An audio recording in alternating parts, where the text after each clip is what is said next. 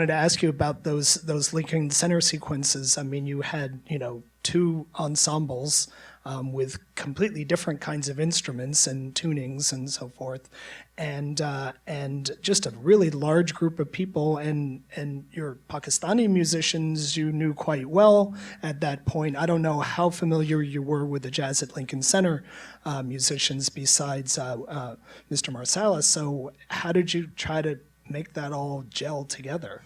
Were you asking specifically about the rehearsals or the concert? Why don't you go to the concert, because I think that was, visually the most interesting and challenging. The concerts, we had a number of cameras. We had Asid shooting verite. We had a number of our own cinematographers shooting Vericams from out in the house, and we were lucky enough to get footage from Jazz at Lincoln Center. They have an in-house camera crew that does live webcasts, and so they had a crew that was doing RoboCam work. And it turns out they really saved us. We hadn't planned to use a whole lot of their material. They did a fantastic job and got great coverage. And we were very lucky to have Jazz at Lincoln Center recording the performance, recording the audio, and we had just a great 32-track recording to work with. So when you saw that wealth of material in the editing room, Sharmeen, it must have been a relief after, trying to piece stuff together in the field when you never know quite what's going to happen.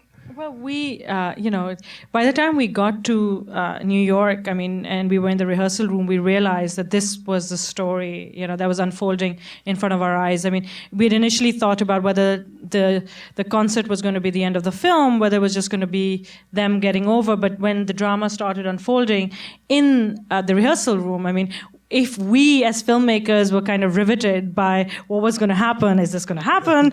Is this actually going to work? Who is the sitar player? What's going to happen? We knew that for us, watching it live unfold, that this kind of drama would be great to put in the film, because honestly, none of that is exaggerated. In fact, I'll tell you, there were moments in there when Andy and I were like, I don't know if this is going to work. So holding our breath going, we've been working on this for almost 3 years now, so hopefully it'll work. I think Wynton had some of the same thoughts at a few times. Did you have any concerns from that point, from a filmmaking standpoint, that it might unravel? Obviously, even if there had been a disaster, you still would have had a story. I know, but you want people to feel good about it. You want to elevate people to that level. You want people to hold their breath and then gasp and then be like, oh, it's going to be okay. And you wanted that. And I mean, more than that, we grew very close to the musicians, and they're such special people. And, each one of them is a character. They've got humor, they've got grit, and they're just, this old school characters, sure. And we wanted them to succeed. And, honestly, as Andy says, I don't think that they were nervous. We were nervous. Wynton was nervous. I don't think the Pakistani musicians were nervous.